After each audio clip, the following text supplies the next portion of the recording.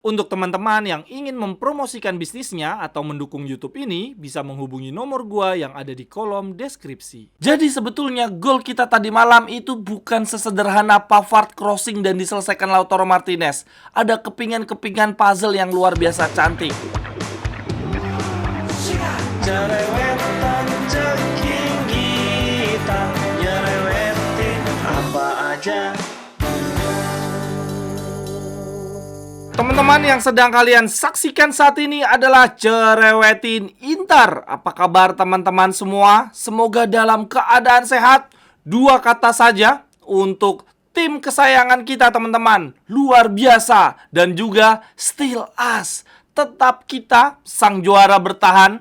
Kita berhasil mempertahankan gelar back to back 3 kali berturut-turut untuk Supercoppa Italiana. Menariknya teman-teman, di 3 Supercoppa yang kita raih, 2 diantaranya menaklukkan juara Liga. Di musim lalu kita mencukur habis sang juara Liga AC Milan, dan di musim ini kita mengalahkan sang juara Liga peraih Scudetto musim lalu Napoli. Tetapi sejujurnya pertandingan di luar dugaan banget sih, berlangsung sangat amat alot. Napoli yang kembali bermain dengan formasi 3 back menampilkan permainan sangat berbahaya di 10 menit awal babak pertama maupun babak kedua. Seakan-akan mereka memang ingin unggul secepat mungkin ya. Padahal biasanya Inter tuh yang ngegas di awal-awal babak pertama atau awal babak kedua. Tetapi kemarin malam yang terjadi malah sebaliknya. Napoli luar biasa di 10-15 menit awal di setiap babaknya. Akan tetapi, begitu pertandingan memasuki fase pertengahan sampai dengan akhir, itu Inter memegang kendali penuh permainan. Di pertandingan tadi malam, khususnya di awal babak pertama sampai dengan awal babak kedua, menurut gua permainan Napoli sama sekali tidak solid. Lini tengah mereka sangat mudah diacak-acak oleh gelandang-gelandang Inter ya. Pemain-pemain Inter di lini kedua sangat mudah mengirimkan bola ke kotak penalti. Dan bahkan di kotak penalti Napoli sekalipun, pemain-pemain Inter sering berdiri bebas dan tanpa ada gangguan untuk melakukan tembakan-tembakan. Tetapi untungnya seperti biasa Inter sering menyia-nyiakan peluang ya. Khususnya Thuram kemarin gila. Itu dia lagi kerasukan kodamnya Arnaud Taufik kayaknya ya. Dia banyak banget membuang peluang. Nah sebetulnya teman-teman, situasi seperti itulah yang paling membuat gua stres ketika menonton Inter. Situasi dimana kita mendapatkan banyak peluang tetapi tidak ada satu gol pun tercipta. Nah biasanya ujung-ujungnya di akhir pertandingan kita malah kalah. Nah yang lebih menyebalkan lagi, kalau kita kalah dengan cara seperti ini, itu biasanya efek mentalnya sampai dengan 3-4 pertandingan berikutnya. Nah tadi malam gue udah sempat memikirkan skenario itu ya, bahwa kita menciptakan banyak peluang, kayaknya ujung-ujungnya kalah nih. Akan tetapi kekhawatiran gue seketika sirna begitu Giovanni Simeone kena kartu merah. Wah, sejak itulah Inter sangat amat dominan menguasai jalannya pertandingan ya. Bahkan kita bermain setengah lapangan ya. Napoli benar-benar kita tekan. Inter sangat memanfaatkan keuntungan unggul jumlah pemain. Akan tetapi dengan kena kartu merahnya Giovanni Simeone, hal ini justru mempersulit Inter ya. Karena akhirnya Napoli benar-benar all out bertahan. Wah, mereka benar-benar parkir kapal pesiar sih. Itu semua pemain numpuk di lini pertahanan, numpuk di kotak penalti. Jadi situasinya saat itu betul sih Inter menguasai lapangan, bermain setengah lapangan, tetapi Inter sangat kesulitan untuk masuk ke kotak penalti Napoli ya, karena sumpek banget. Alhasil akhirnya kita beberapa kali berusaha melakukan shoot-shoot jarak jauh dari luar kotak penalti. Dan akhirnya teman-teman, tibalah di menit 91, Pavard dan Alexis Sanchez menunjukkan world class tekniknya ya. Saat itu prosesnya keren banget teman-teman. Coba deh teman-teman lihat di tayangan ulang. Saat itu Calhanoglu lagi menguasai bola, dia lagi delay, dia lagi screening nih, melihat rekan-rekannya yang posisinya kosong yang mana. Akan tetapi dia justru memberikan bola pendek saja kepada Pavard. Bolanya lambat, geleser gitu aja. Tetapi tiba-tiba Pavard justru melakukan pergerakan cepat. Dia umpan 1-2 dengan Alexis Sanchez yang membuat Pavard berdiri bebas di sisi pertahanan Napoli. Dari situlah dia memberikan umpan crossing yang diselesaikan oleh Lautaro Martinez. Yang gue suka dari pergerakan Pavard ini teman-teman, bukan cuma pergerakan umpan 1-2 dia dengan Alexis Sanchez ya, Tetapi Pavard saat itu posisinya, statusnya adalah dia sedang bermain sebagai center back tengah. Jadi ceritanya di menit-menit akhir Inzaghi mengubah formasi menjadi 4-3-2-1. Saat itu dua center back tengah kita adalah Pavard dan Acerbi. Dan Inter benar-benar all out menyerang. Cuma menyisakan dua pemain di belakang ya, Acerbi dan Pavard. Akan tetapi Pavard nekat ya, dia melihat bahwa Inter unggul jumlah pemain dan memberanikan diri overlap ke depan. Dan untungnya saja berbuah menjadi assist. Nah, sebelum gol Lautaro Martinez tercipta, itu juga ada dua pergerakan cantik teman-teman. Yang pertama dari Fratesi, dia melakukan gerakan dummy ya, pura-pura nge-shoot yang membuat pemain-pemain Napoli tertipu. Dan pergerakan cantik yang kedua dilakukan oleh Arnautovic. Dia memancing Østigard sehingga Lautaro Martinez berdiri bebas. Jadi sebetulnya gol kita tadi malam itu bukan sesederhana Pavard crossing dan diselesaikan Lautaro Martinez.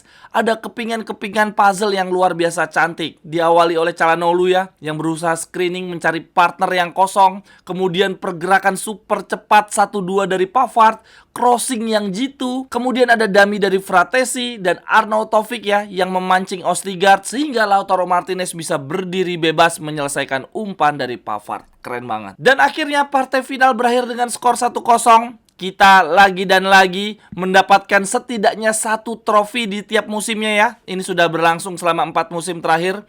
Dan gue berharap dengan kemenangan ini bisa menjadi suntikan moral tersendiri bagi para pemain ya. Karena berikutnya kita akan mendapatkan jadwal yang luar biasa padat dan berat ya teman-teman. Ada Fiorentina, Atlanta, Juventus termasuk partai Liga Champion home and away melawan Atletico Madrid. Oh ya, dari Supercoppa Italia ini Inter mendapatkan uang 8 juta euro. Di bawahnya ada Napoli mendapatkan 5 juta, lalu Lazio dan Fiorentina masing-masing mendapatkan 1,6 juta. Ya lumayan lah, 8 juta untuk menebus Tajon Buchanan. Akan tetapi ada satu catatan negatif untuk gua di partai final, yaitu Barella. Aduh, kenapa dia harus kena kartu kuning sih? Dan kartu kuningnya juga nggak penting banget gara-gara gestur protes ke wasit ya.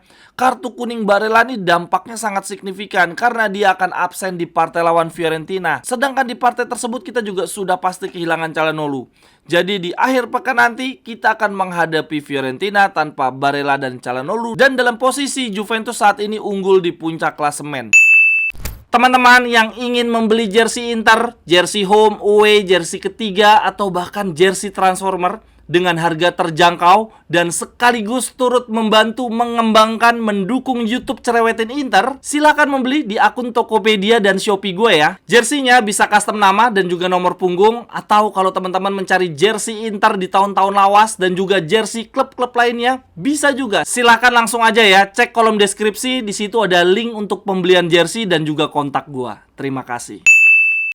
Kemudian selanjutnya catatan menarik yang gue buat untuk pertandingan final melawan Napoli di Supercoppa Italiana. Yang pertama gue berikan dulu urut ya dari paling belakang, yaitu Yann Sommer yang lagi dan lagi clean sheet. Gila, sepanjang perhelatan Supercoppa dengan format yang baru ini, Yann Sommer sama sekali tidak kebobolan. Dan kemarin malam ada tendangan melengkung dari Kvaradona ya. Wah gokil, ditepis sambil terbang. Dan itu adalah satu-satunya shoot on goal dari Napoli di partai final. Kemudian catatan gue yang kedua gue berikan kepada seluruh pemain di lini pertahanan kita. Mau Bastoni, Acerbi, Pavard, De Vrij, kemudian Bisek dan juga Darmian. Siapapun yang dipasang, entah kenapa gue merasa aman dan nyaman. Kayaknya lini yang kualitasnya paling setara menurut gue lini pertahanan. Dan bahkan Bisek teman-teman tadi malam, gila gokil banget. Biasanya pemain muda atau pemain cadangan mati ya, pemain yang cadangannya level paling bawah, kalau dimainkan itu nggak langsung nyetel, nggak bisa langsung tancap gas. Butuh adaptasi, grogi-grogi sedikit. Tadi malam Bisek udah jarang main, sekalinya ditampilkan dalam kondisi partai final dan kita butuh mempertahankan kedudukan. Dia bermain layaknya veteran, tenang banget, menang dalam duel, dan bahkan beberapa kali dia dribble bola ya, dia menguasai bola untuk mengulur-ngulur waktu. Gila, ini Bisek potensial banget. Kayaknya nggak heran kita ngelepas Thiago Djalo gara-gara ada Bisek ini sih. Kemudian catatan gue yang ketiga gue berikan kepada sang batu bara, pemain berusia 82 tahun Mkhitaryan yang lagi-lagi bermain 90 menit teman-teman. Ini gila banget. Dia main 90 menit di 2 pertandingan Supercoppa Dan nanti di akhir pekan di partai melawan Fiorentina, gue yakin dia bakal main 90 menit lagi. Karena toh dua gelandang pilar kita lainnya, Barella Calhanoglu nggak main.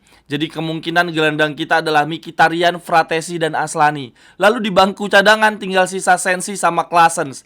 Jadi rasa-rasanya yang bakal bermain 90 menit adalah Mkhitaryan. Semoga dia nggak meninggoy ya teman-teman. Lalu catatan gue yang keempat, gue berikan kepada winger kanan. Ini kenapa Darmian main terus? Kemana Dumfries ini? Dia perasaan musim lalu seger buger. Padahal ini gue cek dari berbagai sumber, Dumfries harusnya udah sembuh sih teman-teman. Jadi sepertinya dia tidak dimainkan karena faktor non teknis ya, karena sedang negosiasi kontrak. Lalu catatan gue yang kelima, gue berikan kepada Marcus Thuram yang finishingnya, aduh kenapa ya? Ini kayaknya dua penyerang kita, duet terbaik kita, Lautaro Thuram punya bakat-bakat hal yang sama nih, yaitu sulit menyelesaikan peluang-peluang mudah, tetapi justru dengan gampangnya menyelesaikan bola-bola sulit. Akan tetapi untuk duetnya Marcus Thuram, wah, Lautaro Martinez akhirnya mengangkat piala dengan mengenakan ban kapten. Dia menjadi pencetak gol penentu dan juga man of the match. Jadi semuanya diborong ya.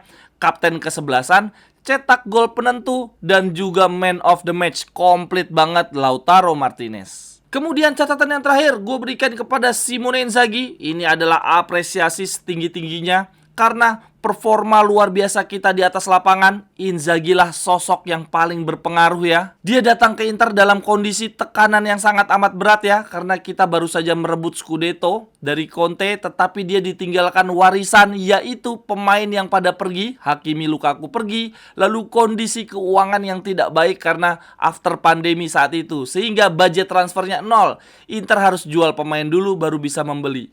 Tetapi nyatanya sejauh ini selama 3 musim Simone Inzaghi memimpin Inter, kita justru tetap konsisten bersaing kompetitif di level tertinggi. Menurut gue pribadi saat ini Simone Inzaghi sudah menjadi sosok mitologi ya. Dia adalah pelatih separuh manusia, separuh Super Cup. Sekian dulu untuk cerewetin Inter hari ini teman-teman. Silahkan tuliskan pendapat teman-teman di kolom komentar. Sampai ketemu di cerewetan-cerewetan berikutnya. Bye-bye. Thank you.